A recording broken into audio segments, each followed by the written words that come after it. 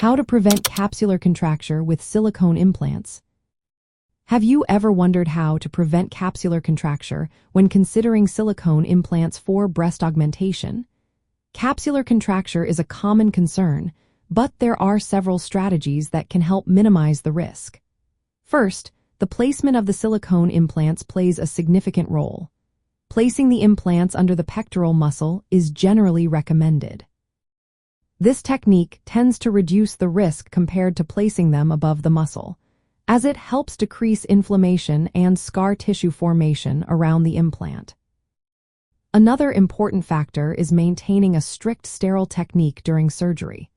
This includes careful cauterization of blood vessels to prevent bleeding, changing gloves right before implant insertion, and opening the implant packaging only at the time of insertion.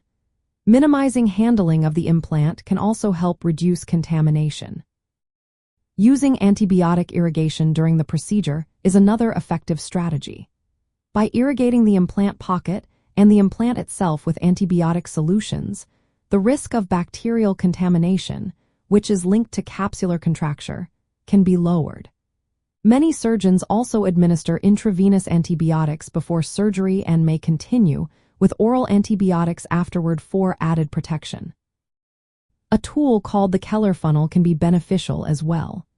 This sterile device allows for the implant to be inserted without direct contact, significantly reducing bacterial exposure. Research suggests that using the Keller Funnel can reduce the risk of capsular contracture by about 87%. The choice of incision site is also crucial. Incisions made in the breast crease, known as the inframammary fold, are associated with a lower risk of capsular contracture compared to incisions made around the nipple. This is likely due to reduced bacterial exposure from the breast ducts. Patient factors, such as smoking, should not be overlooked. Smoking is a significant risk factor for capsular contracture, so complete cessation before and after surgery is essential. Postoperative care matters too.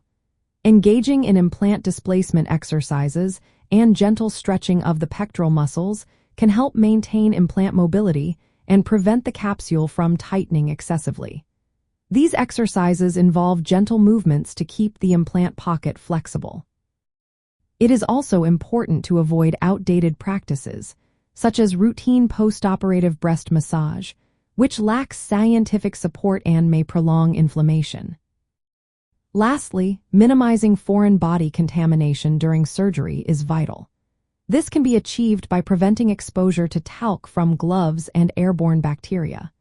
Some surgeons opt for triple antibiotic irrigation solutions combined with antiseptics to further reduce contamination risks.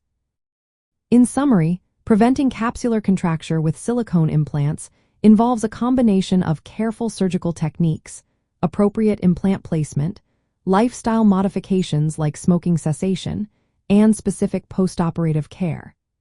Each of these strategies works together to reduce inflammation and abnormal scar formation, ultimately preserving the desired outcomes of breast augmentation. Always consult with a board-certified plastic surgeon for personalized advice tailored to your unique situation.